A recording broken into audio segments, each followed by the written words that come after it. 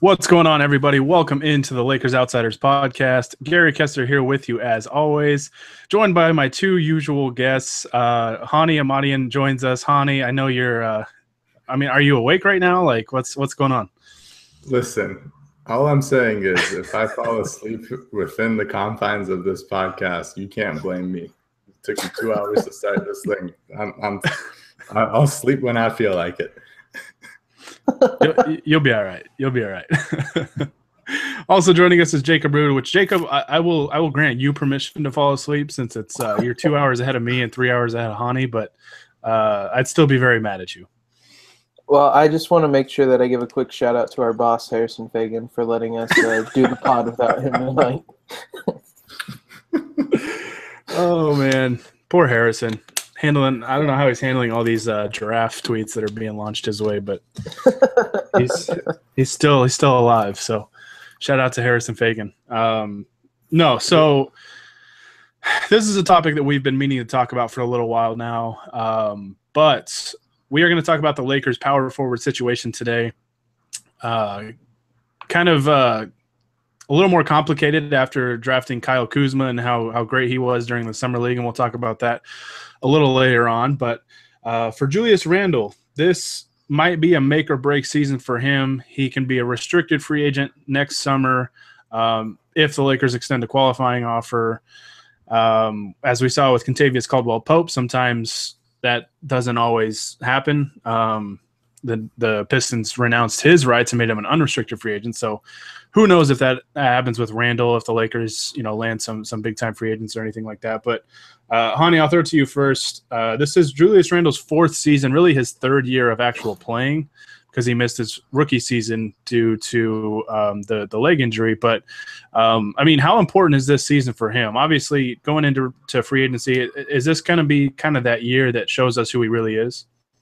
Yeah, it should be. The way I kind of look at it with every young player, I always want to look at their third year as kind of the biggest indicator of how good they're going to be. I think that's around the time when they're finally adjusted to the NBA. They've developed pretty well, and they should be playing at like an average level in the NBA.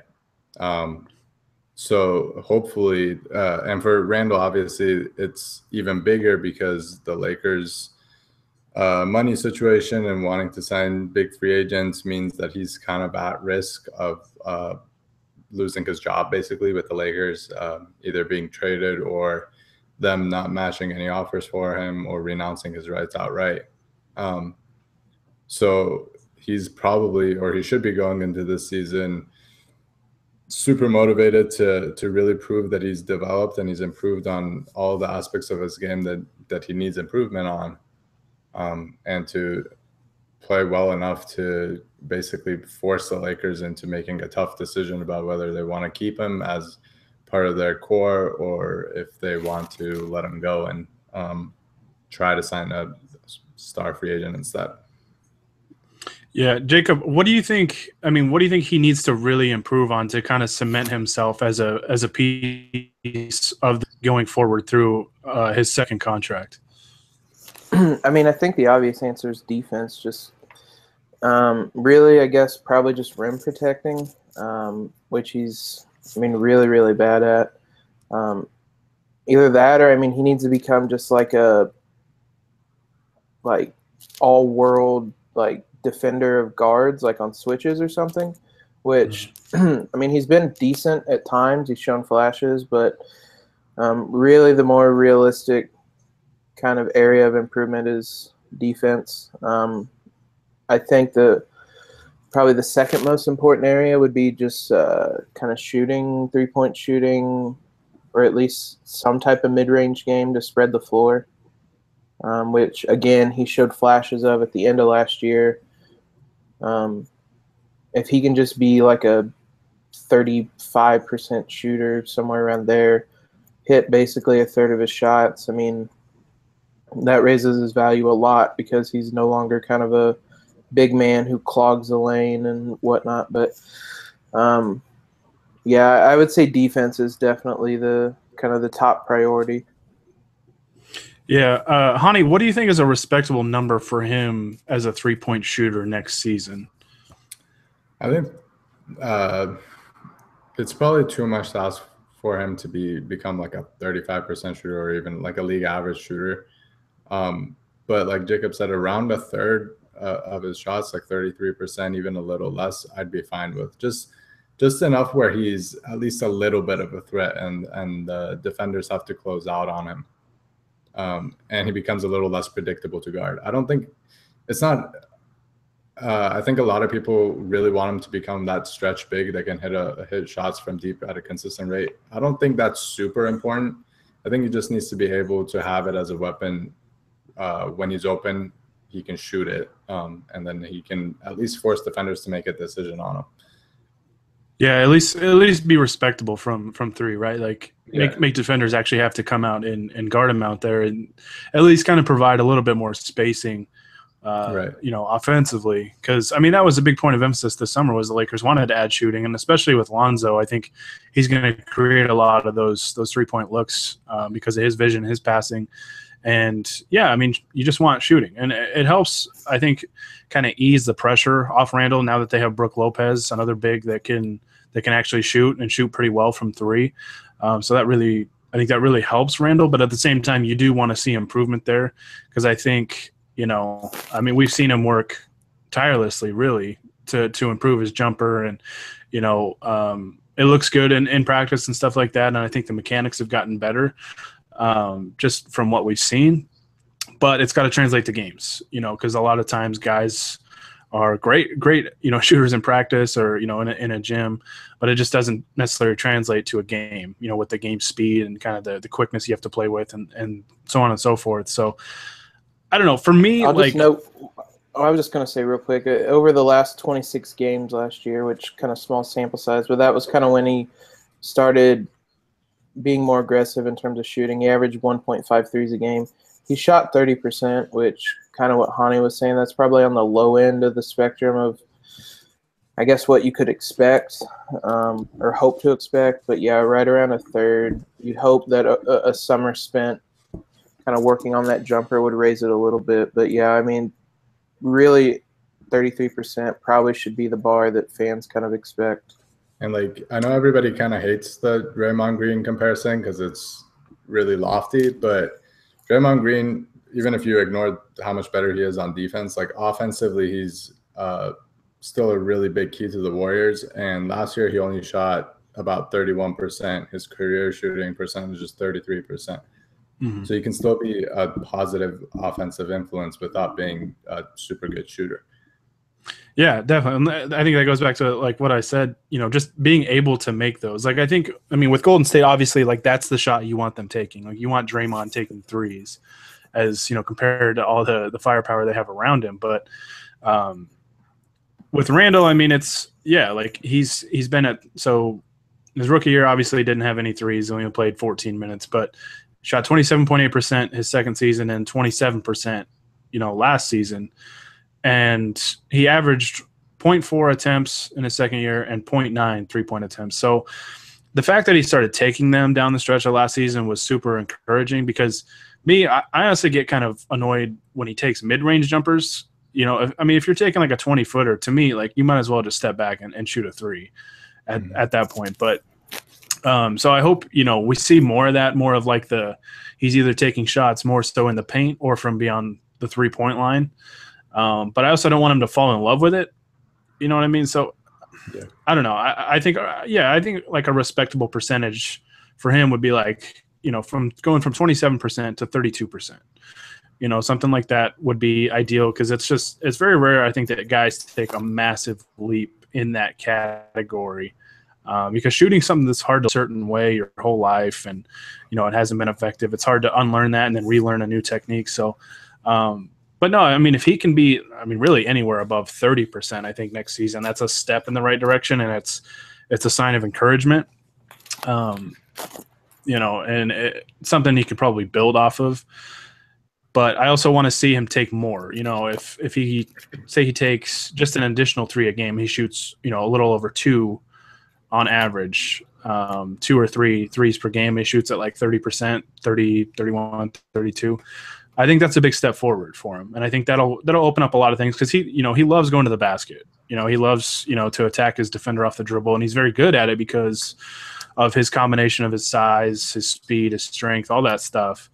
And just he's kind of a matchup problem. But, if guys are playing 6, 7, 8 feet off of him, he won't make it. It makes it very, very difficult for him to do that, which could get him into trouble. So, if he's able to, be a respectable three-point shooter, he doesn't have to be a sharpshooter. Just being respectable next to Brook Lopez next season, and then presumably Ingram, hopefully his shot comes back around like it did in college. And then KCP, who's a decent shooter. Lonzo's a good shooter, or was at UCLA. I mean, that's a lot of floor spacing, and that'll kind of make things easier for everybody, not just Julius Randle. But Jacob, you brought up the point of his defense, and I don't know if we can ever expect a ton from him as a rim protector, just because of kind of the physical limitations. Kind of has short arms, 6'9". I mean, he's shown moments, so you hope that it becomes a little more consistent. But how important can he be defensively as somebody that can switch a lot of things and kind of be that type of defender at the power forward spot? I mean, I kind of mentioned it earlier, but I think that's probably – I don't know. I don't want to say more likely because I said the opposite earlier. His value, like you said, as a rim protector is going to be limited just because, I mean, even at 6'9", I don't have his wingspan pulled up. But I think it was 6'11" or 7 foot. Which that's what Draft Express had it listed as. For a 6'9" guy. So it's hard. I mean, we've seen, like you said, it's a big jump to suddenly become a good three-point shooter. It's probably an even bigger jump to suddenly become kind of a great rim protector on the back line and be able to read the offense that way. So yeah, I mean, if he can, it's really kind of one or the other probably that he really needs to hone in on. It's either he needs to become a respectable rim protector and just somebody who can be a last line of defense to at least just challenge shots, even if he can't block them. Or he needs to be the guy that we saw in spurts last year who can switch out onto a guard, stay with them, and defend them at the rim with his height advantage. I mean, I'd say it's probably more likely that he becomes a rim protector, but, I mean, he probably showed equal flashes of both last year. It would probably be more valuable with him being a rim protector than kind of a great switch guy. But, I mean, he just needs to do something kind of on that end to show that he's making strides, just one or the other, just a little bit of both, just something to become – I guess a non-negative on that end of the floor. Yeah, definitely. I mean, just having that ability, if the Lakers go with these small ball lineups, say they put Larry Nance Jr. at the 5 or Kyle Kuzma, or they move Randle to the 5 and put Kuzma at the 4, whatever, having, I mean, 5 guys that are between 6'6" or 6'5" and 6'9", allows you to do a lot of things defensively, gives you a lot of versatility and switch a lot of things. So if he's able to be a good positional defender and a good team defender, because like I said, I don't know if he'll ever be, an elite shot blocker or anything like that. I think you'll see it in moments, but the ability to switch onto guards, in pick and roll settings and stuff like that, could be very, very valuable. So hopefully he's able to do that, and he can be a good positional defender, and the Lakers can he kind of fits into a defensive scheme, because I don't ever see him being really a lockdown defender or anything like that, or Draymond Green is really good both as a rim protector and obviously as as a guy that can just stay in front of all 5 positions really. And who knows if Randle can come, somewhat close to something like that. I mean, that'd be great. But I think if he can, I think he can be a good positional defender and a guy that can switch a lot of things, which has a ton of value. So, But the thing with Randle that we mentioned earlier, he is going to be a restricted free agent next summer. So this is kind of a make or break year. Jacob, you wrote an article recently on kind of his salary cap implications, his cap hold, and things of that nature. So go ahead and just kind of break down what you kind of wrote about and how his salary is going to, or his contract is going to kind of fit into what the Lakers want to do next summer. So as it stands, the Lakers have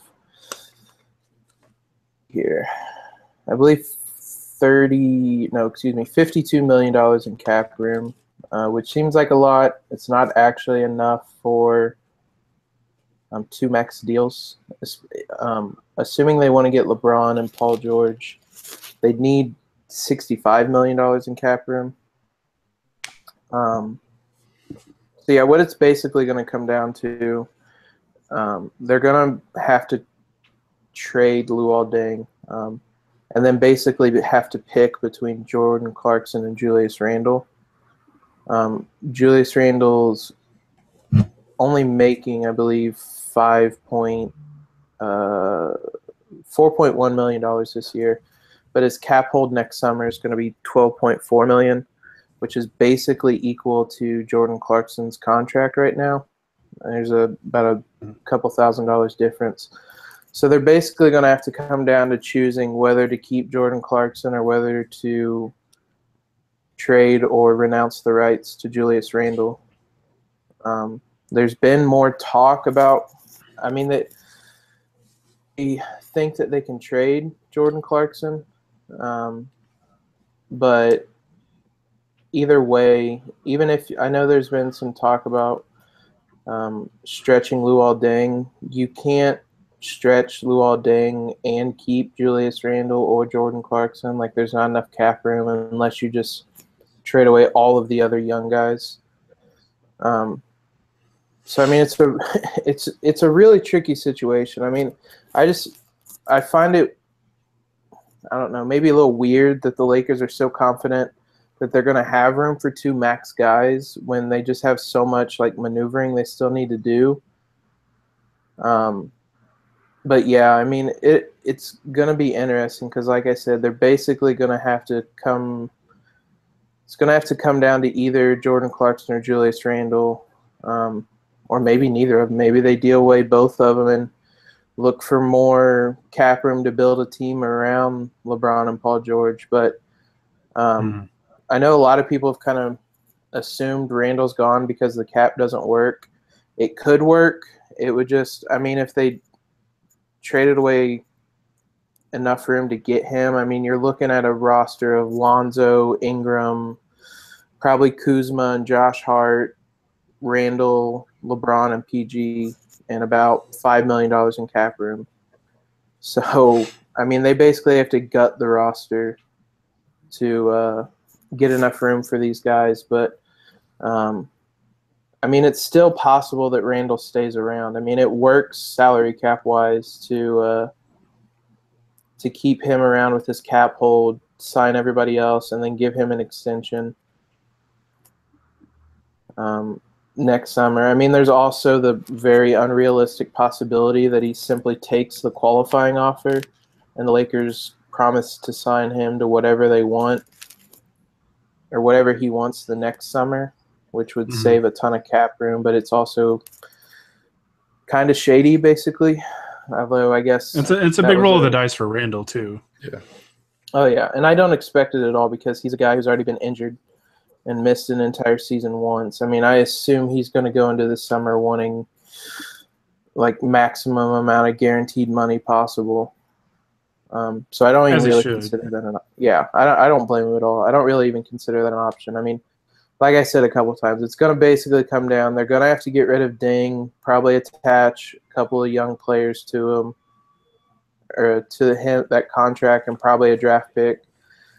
And then they'll have to choose whether they want to keep around Clarkson or keep around Julius Randle. So in a way, it's kind of a big year for both of them. Yeah, definitely. There's different ways that they can kind of maneuver around this, obviously. Like you mentioned, Jacob. I've seen a lot of people kind of mention, oh, trade Randle with Clarkson or trade Randle with Deng to get rid of that contract. And it's like, I don't think it's very realistic to think that because of, Randle being a free agent next summer, meaning you have to pay him and you still have Deng on your book. So that's a lot of salary for teams to take. And as we've seen with everybody kind of this summer is, pretty well over the cap. There's not a lot of teams that have cap space to absorb one big contract, let alone two.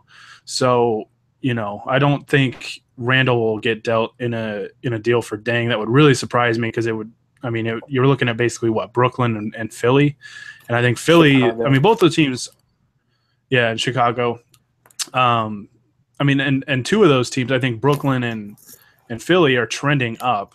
I think Philly more so than Brooklyn, but and Chicago just hit the reset button. So taking on a contract like Deng while paying Randle pretty big money next summer doesn't seem to make a lot of sense to me personally. But NBA teams do weird things nowadays. Especially the Bulls. So I don't even think at this point. I'm trying to pull up their salary cap. I don't even think Brooklyn's in the mix anymore with all the trades that they did to take on Crabbe and Mozgov and Carroll.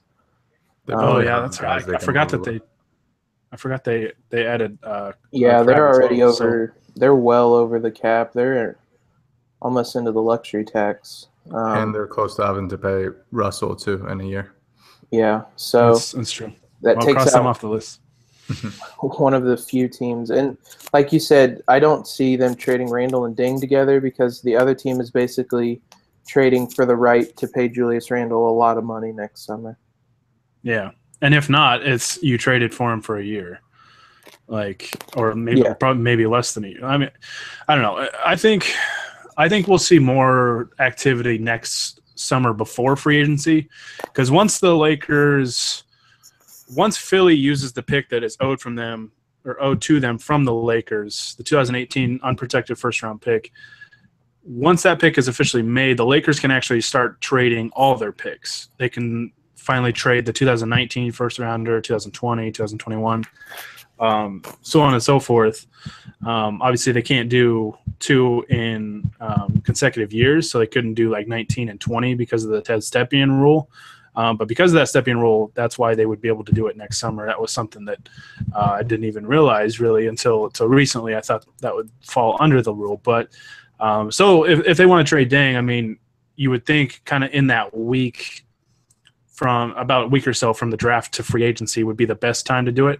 But at the same time, when you're talking about trading Randle or getting rid of Randle, I think, Hani, obviously this is – and you can kind of touch on – obviously, it factors on if guys want to sign with the Lakers, right? If they even get these max free agents like LeBron James, these guys that can play power forward, play Randle's spot. But if they got LeBron James next summer and they kept Randle, does that mean Randle needs to come off the bench, or do you think there's a way that one of them plays the 5 in the starting lineup? How would that work? I don't think you see them playing the 5.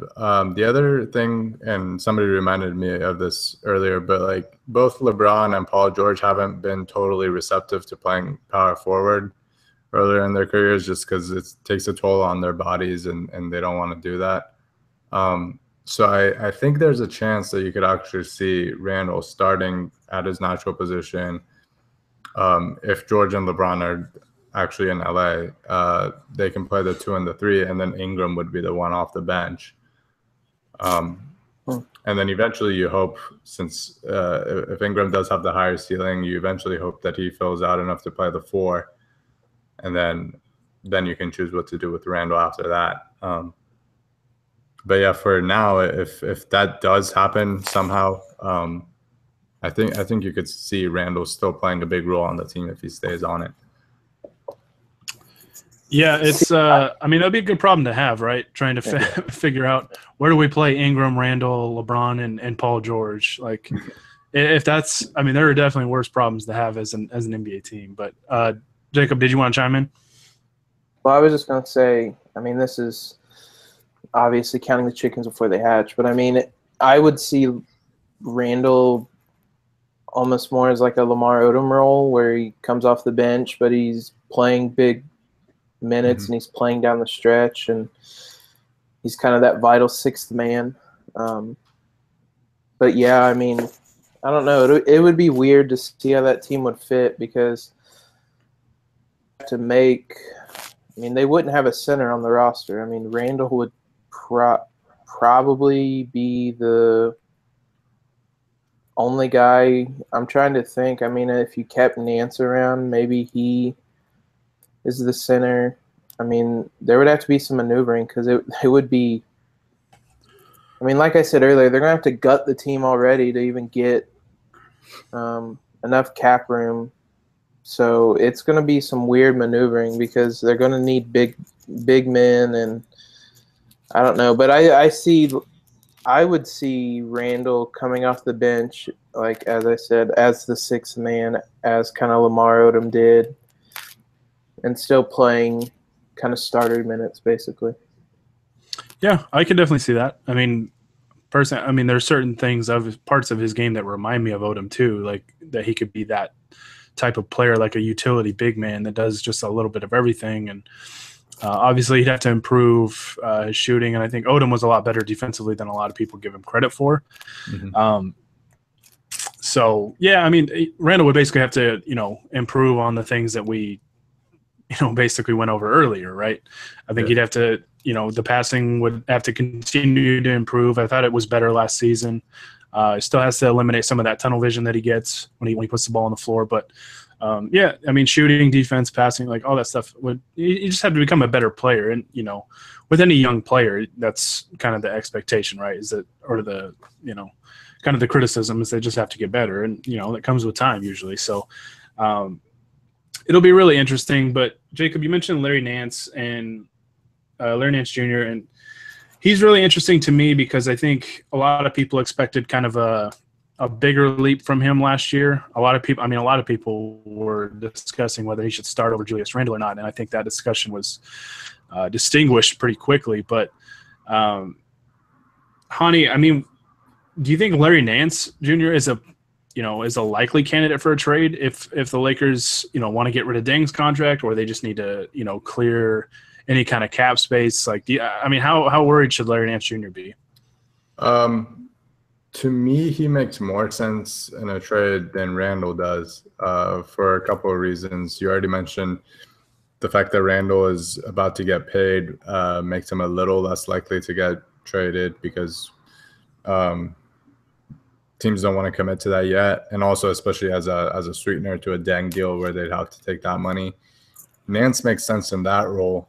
I don't know if he's enough for a team to take Luol Deng's contract, but at least he has a much smaller deal that I'll look up. But it would be a lot easier for a team to take on his salary as well as Deng's, and he's still a good player. I don't think, to me, he's not as good of a player as Randle is currently, and I don't think he has nearly as high of a ceiling.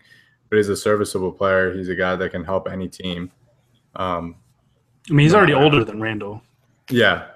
But yeah, like he can be a good piece for a team, whether they're a young team or a team that's trying to win right now, because he does the skills that he does have, basically every team has a need for.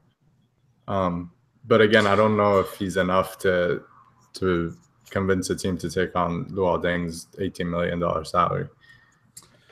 I think the good thing about Nance was, a big reason why he was picked 27th was at the time higher than I think most people had him, and it was right.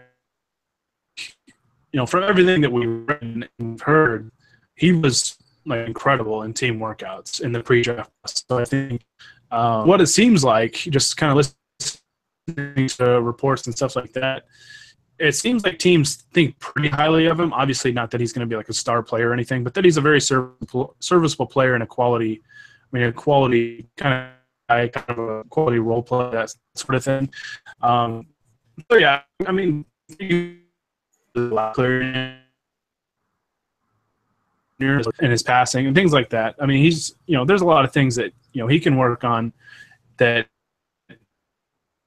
too. like I agree with you, Hani, though. I don't think he'll ever be like better than Julius Randle or anything like that. But no, I think with the emergence of Kyle Kuzma and how great he was during the summer league. Now I'm, obviously I've always been a big advocate of not jumping the gun or anything like that. It's summer league. It doesn't always translate into regular season games and whatnot. But the Lakers obviously think very, very highly of Kuzma, and I think that's worth something, even if he doesn't play a whole lot this year because of the guys that are in front of him. I think the Lakers will find ways to get him some minutes.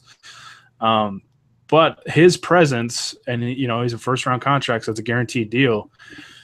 I think that kind of – and Jacob, I mean, you can chime in on this as well, but I think that makes it more likely that Nance gets traded for that reason and the fact that, for the things that Hani stated. But, with Kuzma's appearance now, that makes things pretty interesting. Yeah, and I think I tweeted that a couple times during Summer League. Like, the better Kyle Kuzma looks, I think the more nervous Larry Nance should get, or maybe more motivated, hopefully, that he should get. Because, yeah, I see him as the more expendable one. And, I mean, really it doesn't even have anything to do with their play style or how good they are. I mean, more than anything, like Hani mentioned, you have to pay Julius Randle next summer. You still have Larry Nance for an extra year, and he's not going to get the payday that Randle is. So, I mean, just from that perspective alone, he's a much more tradable asset. And then, like he said, I mean, he's good. He knows his role. Every team needs a guy like him.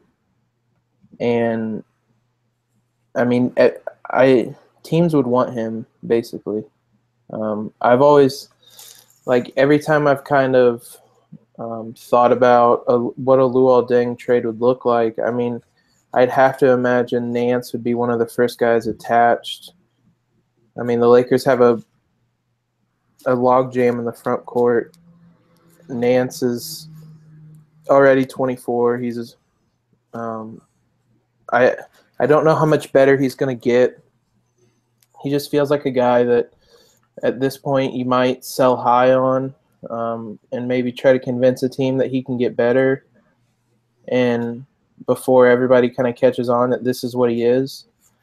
Kind of like to me, he kind of reminds me, of what happened to Jordan Clarkson, where they were surprisingly good as rookies, and you kind of expected this big year 2 leap or whatever, and they didn't really make it. And it kind of just like for Clarkson, to me, he's pretty close to being capped out as a player. Like this is just who he is. This will obviously be a big year for him too, but I don't know. That's how I kind of see Nance. I mean, I hope to be wrong, and I hope he improves and gets better. Because I mean, we all love Larry. Like Larry is such an awesome, awesome teammate, an awesome person, and we want to see him improve. And I mean, the Larry Nance Jr. Ivica Zubac's bromance is like the greatest thing ever. So I'd love to see that. I mean, I also in any trade I did, I traded Nance and Zubac's together because I can't break up a father and son like that. You can't separate them.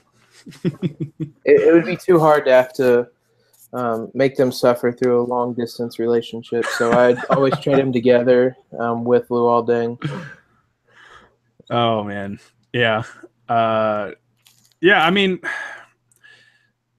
and I don't we've said that it's probably likely, or we think it's likelier that Larry Nance is more included or more involved in trade talks, I guess. But I mean, make no mistake about it. This could very well be the last season as a Laker for either of those two. And, I think there's a decent possibility that this is Randle's last year. Because if he doesn't improve, Jacob, you talked about kind of some of the ways that the Lakers can, clear cap space. I think the most likely one, if they really need to create room to sign 2 max guys, the most likely room would be to renounce Randle and his $12.4 million cap hold, which, by the way, is part of the new CBA. I know a lot of people have kind of asked about that because his salary is just over $4 million. But this new new rule in the CBA for, I think, first-round picks is that their cap hold when they enter restricted free agency is that they'll be 300% of their previous season salary. So I think it's like $4 million, give or take, thousands of dollars or whatever, but bumps it up to $12.4 million cap hold, which is what counts against the cap. But the Lakers can, obviously sign him last to more money still, and that's something that they could utilize. But yeah, I mean, this could be it, as a Laker for either of those two. It's very, very possible, and we'll have to just kind of wait and see what happens. But I've always been a big Julius Randle guy, even when he was at Kentucky. And Jacob, you and I, we don't like Kentucky. But to say the least. Yeah, but I loved watching Randle at Kentucky, and just kind of I've always been a believer of what the type of player that he can be. Obviously, he's still a very flawed player and has work to do. But yeah, I think he can be a very, very unique player, a very talented player in this league.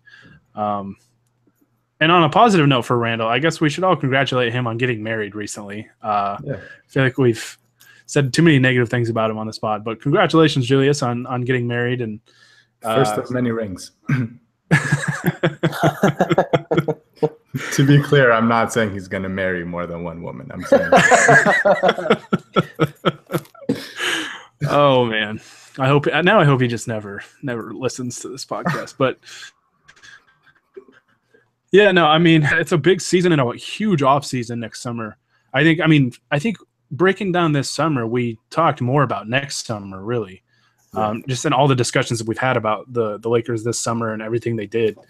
Because it's a big summer. They've put a lot of stock into what they can do in free agency next year, and creating enough cap space to sign two guys, which is, to me, is the big difference. I think than the previous regime always had enough cap space for one max guy.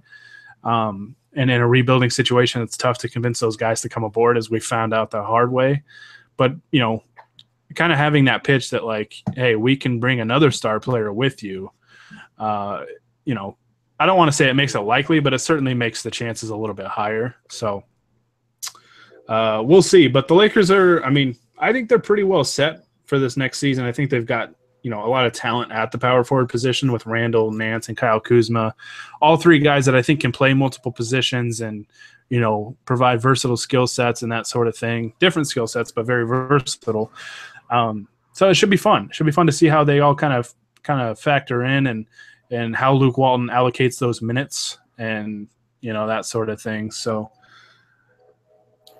I'm a little surprised, to be honest, that I kind of went into the offseason expecting us, even before we drafted Kuzma and Thomas Bryant, to make a trade to kind of clear up the front court. I guess we traded Mozgov, but we brought in a center anyway. I'm a little surprised that they never really made a move to clear out a power forward or a center for a guard or a wing player, because right now there's 8 guys that need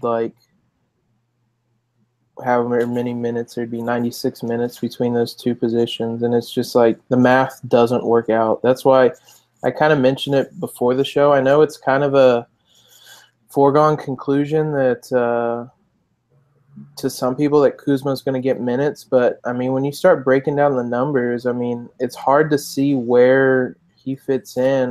You assume that Luol Deng's a name that we haven't really mentioned. You would have at this point he should strictly be a power forward.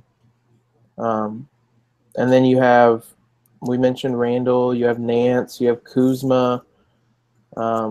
They played Ingram at the 4 some last year.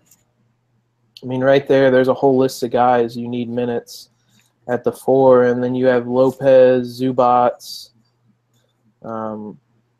There's guys are going to get squeezed out, and I wouldn't be surprised if it's Kuzma, because he's young. As much as I want to believe that Summer League was a sign of the future, he's going to have to prove more that he really is that good.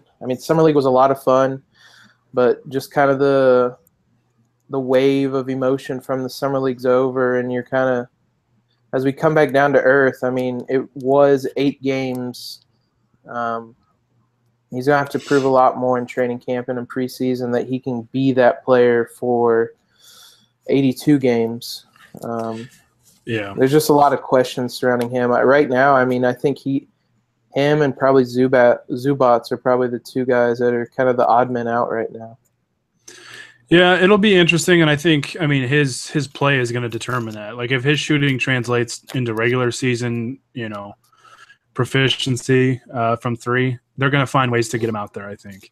If he's not shooting the ball well, then I think, they'll say, they'll limit his minutes a little bit and give more to Randle, Nance, and Luol Deng. Like, at this stage of his career is so much more effective at the four than he is at the three. And really there's no minutes for him at the four. I mean, I think they'll dabble a little bit with Kuzma either at the five or at the three. I would say probably more so the three than the five, but I think they'll mix and match a little bit. Yeah, I was just going to say it's worth noting. I've pointed it out a couple times. I mean, Pelinka said multiple times right after the draft when he did his press conference that they see Kuzma as a three, which they didn't, or as he has the ability to play the three, I should say, and they didn't sign any other small forwards. They really only have Ingram and Brewer, so maybe they are kind of banking on him playing the backup three, which would change a lot of things if he can do it successfully. I was just going to say that with, the current construction of the roster, there are minutes at the three, and there's more at the three than there at.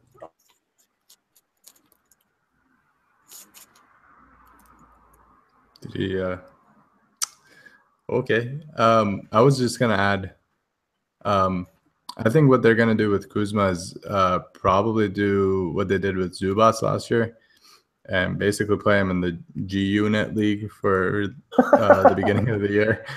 And then have Luol Deng play, and then after the All-Star break, if nobody's traded by then, probably bench Deng again, shut him down, and then Kuzma will get more minutes towards the end of the year. That's what I'm expecting. Yeah, I mean, there's a number of things that they can do. Like, I've kind of thought this recently that Luke Walton's he's got a tough job ahead, allocating these minutes and kind of figuring where to get guys in and where, not to get guys. It's going to be a tough job for him as a second-year head coach, just the way the roster's built. But, no, I think we'll see Kuzma at the three. I mean, his chemistry with Lonzo Ball, because Lonzo's going to play heavy minutes. He's going to play a lot, I think. Maybe not like 36 or anything, but I think he'll at least play like 30. Or somewhere close to that. I mean, it's a lot. Might play closer to 36 and 30, unless Tyler Ennis does something crazy. I mean, oh gosh, he's Tawny's boy. Either that, or I guess they could play Clarkson more as a point guard. I mean, they did it toward the end of the year, but Lonzo's going to see a lot of minutes, I think. Yeah, it's all going to be really, really interesting. I think it's part of the intrigue of this season. There's just a lot of different layers for this, and it should be fun. Should be a lot of fun. If Kuzma, like I said, if his shooting translates and he's still knocking down threes, you got to get him on the floor somewhere. Whether it's the three, the four, the five, it doesn't really matter. I think having enough shooting around Lonzo is a big task for this team. And I think they did a pretty good job addressing that, but I still think they still have to put those guys on the floor. So we'll see. Yeah, I mean, if he's shooting like what he shoot at Summer League, I think like 45% from three.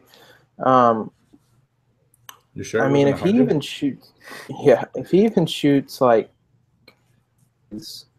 and isn't like an abomination on defense, like put him at the three, like just get him on the court. Because I mean, the Lakers need spacing with Lonzo out there. If he can hit threes, I mean, get him out there and get him on the court. I mean, there's no more valuable learning tool than just being on the court. So I mean, I don't want it to sound like I don't think Kuzma will be good. Like, I really hope he's good.